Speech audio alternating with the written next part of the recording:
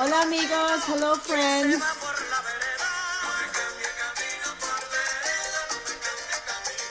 My name is Denise Santos, Miss Denise, and I'm here to read cuentos, some stories. We actually might have just one because it is a pretty lovely and lengthy book, but not too long. But it's about a woman, and her name is Celia Cruz. And if you hear the music that's playing right now, that is by her. And I grew up listening to her. She is Afro-Latina, she is salsa, she is everything that embodies the Latin culture, especially Caribbean culture. So I have a book about her, the Queen of Salsa. And it's this one right here, Celia Cruz, Queen of Salsa, written by Veronica Chambers, illustrated by Julio Maron. And if we have some time, I do have a couple other books.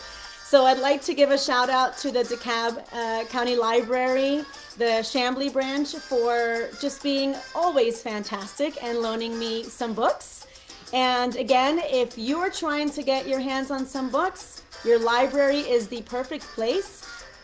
They are not open. However, if you give them a call or even check the books out online, they will help you and they will set some books aside for you and they'll leave them for you with your name on them just outside of their branch. So make sure you go and take advantage of our public libraries because there's some books to read there that we might enjoy reading that we may not have an option to read, otherwise without leaving our houses. So I hope everybody's being safe and making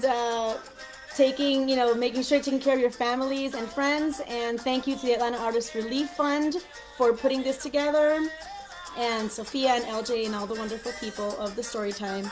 So thank you for having me. Let's get started. We're going to start with Celia Cruz, Queen of Salsa, written by Veronica Chambers and illustrated by Julie Marin. Let's see, there we go. Let's get started.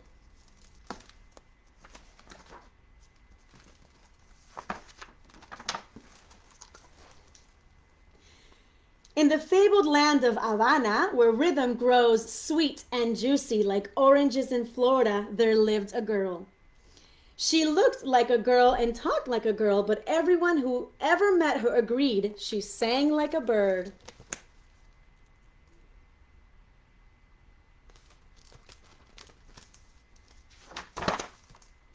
When Celia Cruz was a little girl growing up in Cuba, she could never hear the magic others claimed was in her voice.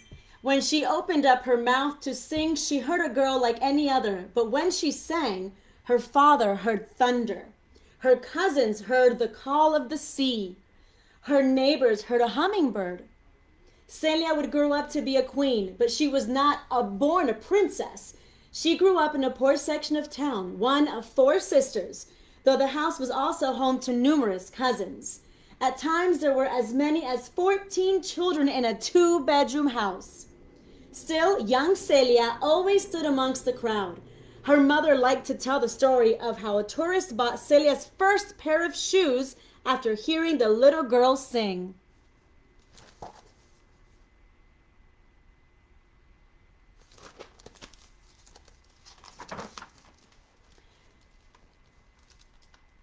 Like other girls in Havana, she had chores. Some of her friends were charged with sweeping the kitchen. Other girls washed the dinner plates. Celia's job was to sing lullabies to put her younger brothers and sisters to sleep. At night, her voice carried through the windows, rolling along the cobblestone streets like a wheel or a wish. The people in the neighborhood began to gather outside of her family's front door, begging her father to leave it open. They said, "Her voice is tan dulce, sweet like azúcar." Her voice, it was said, sent you not only to sleep, but to a nighttime land of angel dreams. Her voice is tan dulce, sweet like azúcar.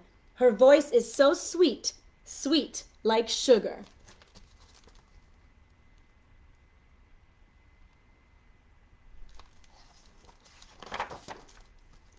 Always shy, And more than a little independent, Celia mistook the gathering crowds for busybodies watching her every move.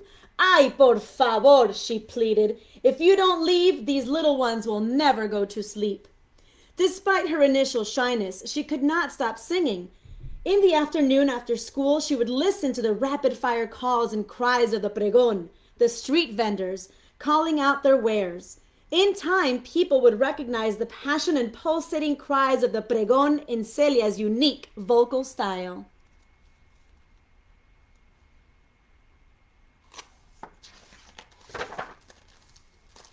In high school, she began singing in school shows and local clubs.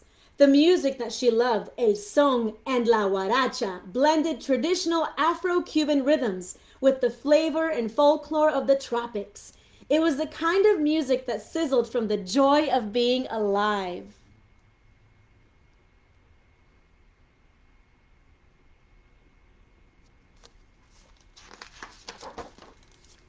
Her father loved to watch his little girl Songbird. Watch her send 100 hearts soaring with her melodies. But he was also cautious. Keep studying, mija, he told her as she hummed old Cuban love songs while absent-mindedly flipping the pages of her school books. You are so smart. Forget about singing. Become a school teacher and make our family proud.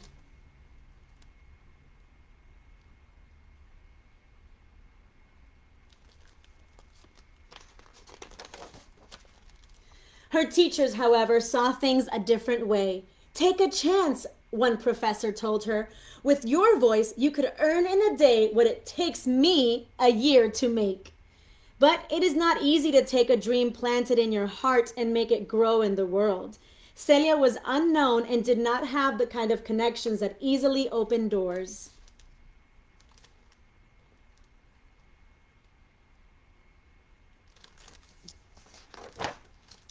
Still, she jumped at every opportunity. Talent contests at the National Theater and amateur nights on the radio. She never forgot her father's lessons on the importance of education, and after graduating high school, she enrolled in Cuba's National Music Conservatory where she studied piano, voice, and musical theater. Then in 1950, she got her big shot. The most popular band of the day was a group called La Sonora Matancera, and they were auditioning for a new lead singer. When they heard Celia sing, the way she made each and every note swing, they decided to give the little songbird a job.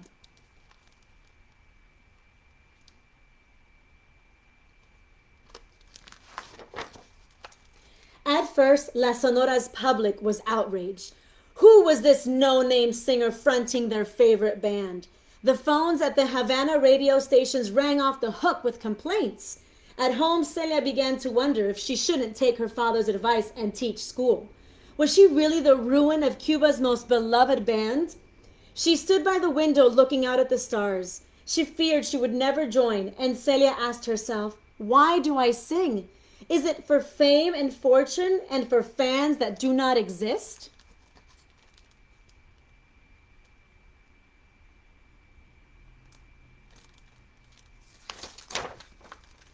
No, she told herself, I sing for my parents, the ancestors, and the saints. I sing because when I lift my voice up high, I feel like the first pájaro of the day, whistling buenos dias to anyone who will listen. Pájaro of the day is bird of the day, and whistling buenos dias means good morning. I sing for my little brothers and sisters and the sweet expressions on their faces when they finally fall asleep.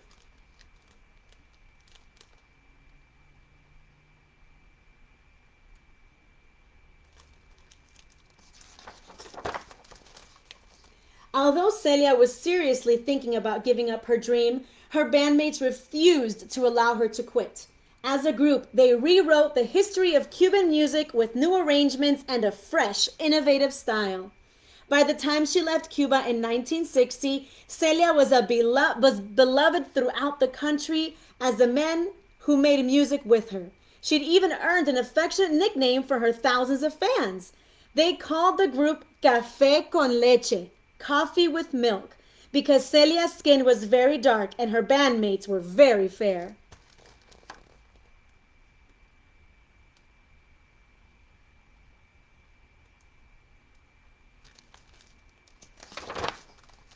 In the United States, she became a citizen and her talent was rewarded with a permanent contract at the Hollywood Palladium. But once she left Cuba, politics dictated that she could never return. She would never again walk the streets of her beloved Havana. She would never again hear the cries of the pregón that were the bass and the treble of Cuban street life. It was a heartache she carried her whole life through.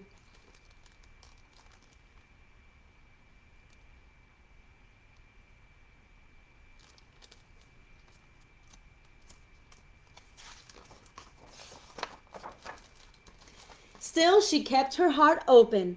Lost loves made room for new loves. And it was there, in Hollywood, that factory town of movies and dreams, that the young princess of salsa music fell in love with a knight in shining armor. His name was really Knight, Pedro Knight. He was the lead trumpet player of the Palladium Orchestra. And while he dazzled her with his high notes, he won her love with his understanding. She told him that her heart would always be split in three pieces, and only one part would belong to him. One part of her heart belonged to the music, and the third piece would always live in Cuba. Celia knew that she had met more than her husband. She had met an angel who would be her companion and protector in this land so far from home.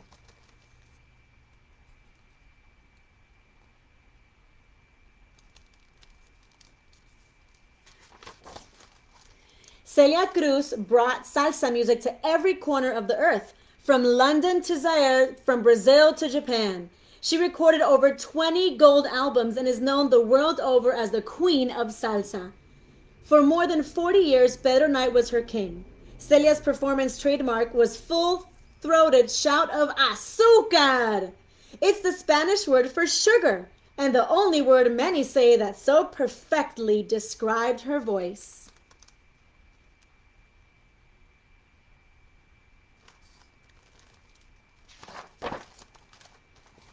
In the fabled land of Havana, where rhythm grows, sweet and juicy like oranges in Florida, there lived a girl.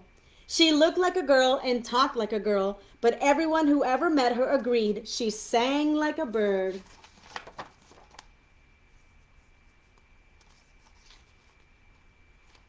The bird girl grew into a princess, and the princess became a much beloved queen. Her kingdom was music, and those who loved her called her not by name, but by the joy she inspired. At concerts, they called out azúcar, and Celia Cruz never failed them. She sang sugar, sweet sugar, wherever she went.